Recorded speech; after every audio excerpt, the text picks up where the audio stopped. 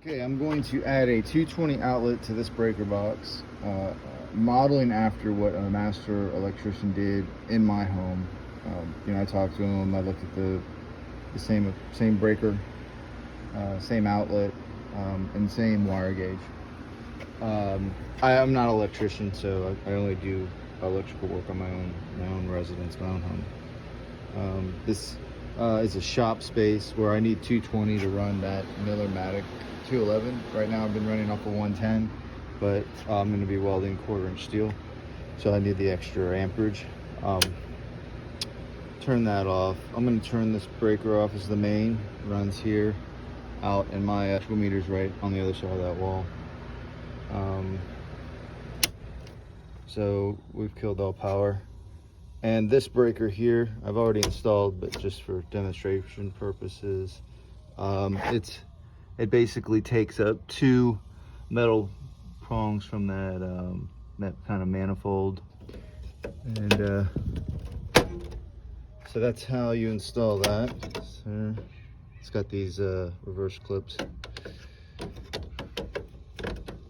that go into these notches here, like so, and then you press those 2 notches into the metal manifold that's getting its power supply from this breaker. I will run the red wire and the black wire from here out this hole, and I'll use this pipe. I'll feed it in conduit, and I'll attach the plug here, similar to what was already pre-existing. I don't know if this is code or not, but it's good enough for me as the owner. And then I'll run my ground wire to this ground where you see all the other grounds going to. Okay, just a video check here. I've gone ahead and punched out this hole. I was originally going to punch out this one because it was an absolute 1/2 inch punch out, but the fact that it was close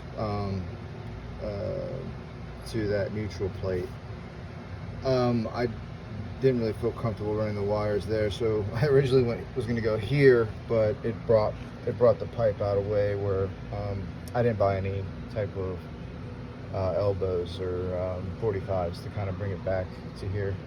So I went ahead and punched out the bottom one, put in the connector adapter, and then this has all been dry fitted, scraped away with the insulation, and then I'll put 2 bolts here, just like they did here, which is what's holding on to those receptacles, outlet receptacles. And then now you can see I just put this on. I'll punch these holes, get that ready, put bolts in there, and then take it apart and run the 6 gauge to the breaker, and then the ground to the ground plate. All right, checking in. Breaker power is still off for the main.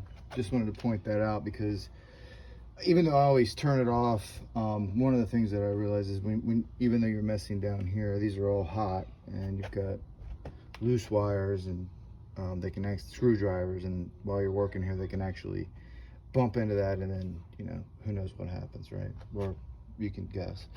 But anyway, I've moved this breaker down because the wires, the 6 gauge, are so thick. I didn't really want to stress them by bringing them up here and in. I'm sure I can just throw another breaker in there as a filler. I'm not sure if this matters or okay. I wouldn't think so, because you can turn off any breaker in between there. The 10-inch, 1/2 inch pipe probably could have went in with 3/4, and I meant to do that, but I tested this out and it could fit. The sheathing on the wire wouldn't fit, so I stripped that off. And so now I'm going to add the plug, and I ran the ground wire down here to kind of avoid these any contact with the hot side manifold, and ran it to the very bottom one that was available. So I'll continue working, get this plug in, and give you an update. Okay, I've got the plug wired up. I haven't mounted it in. Those wires are a bit difficult to manipulate, But I'm gonna go ahead and turn on the power, make sure that's all good. All right, we got power. And then I'm gonna go ahead and turn on this one.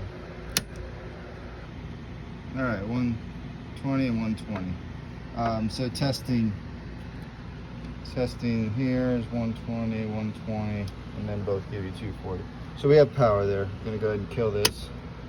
Okay, so there's nothing here. No more power. All right, I'll get this plug in and then test the welder out. Okay, so I did end up cutting these wires to bring the slack in from here over. So this has all been screwed in, and I've run the ground wire down here far away, as I said earlier, and I think just now it's going to put the cover on and then plug up the welder. Once I do that, I can weld this 1/4 inch. I'm bolted in the outlet, the cover. I've hooked up the welder. I'm about to test it, but it does power on. Everything seems to look good now. If anything doesn't or catches on fire, I will let you know, or maybe I won't.